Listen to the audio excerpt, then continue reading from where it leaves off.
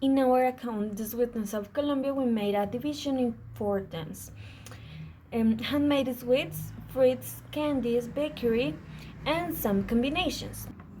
In the part of handmade sweets, I explained how bocadillo, dulce de pata, and cocadas are made and their importance for all the people who make them.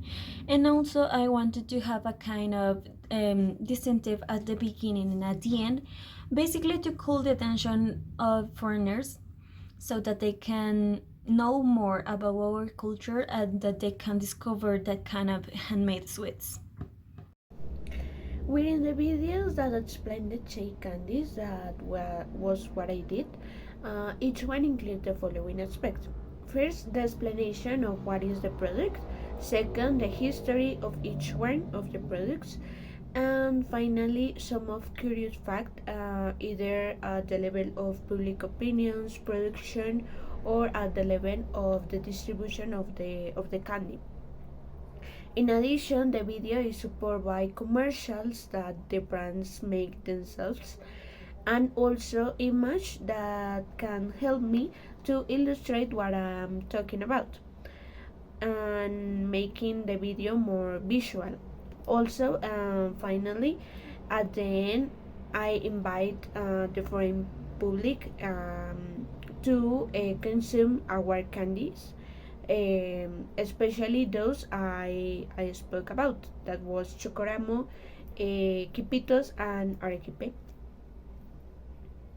Now, in this section of the bakery, where we talked about buñuelo, almojábana, and pasabocas, we talked about the buñuelo because it's a food that is usually eaten in all the month of December because of the novenas or Christmas Eve, and is usually also seen or watched in the bakeries of the country. We talked about the almojábana because it's a food very common on this country, and also we want to talk about the history of this food on the country that is very famous.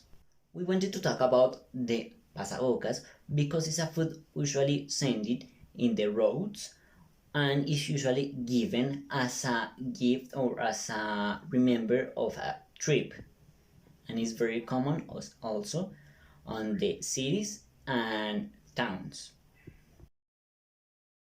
Okay, but why we choose these products, these fruits?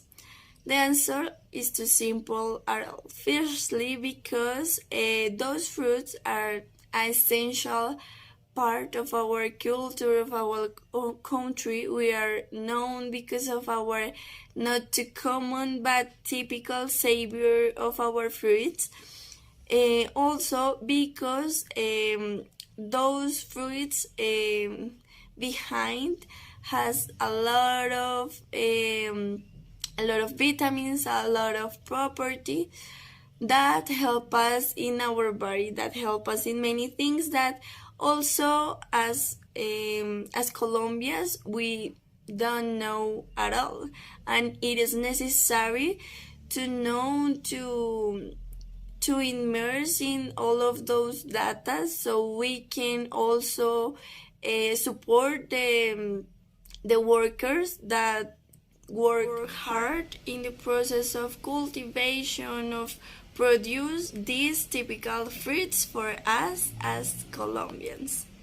As you know, my name is Laura Gutierrez, and in this work I made some of the many Colombian combinations between sweet and salty. In this case, I prefer to cover the possible combinations with cheese or curd in cuajada, and with the objective that any person outside of Colombia, obviously, knows a little more about our Colombia gastronomy culture. It should be noted that for some people it is a bit strange to combine certain things, but in reality we have many delicacies here. So to conclude, we would like to continue exploring our gastronomy and be able to show it to the rest of the world. Thanks.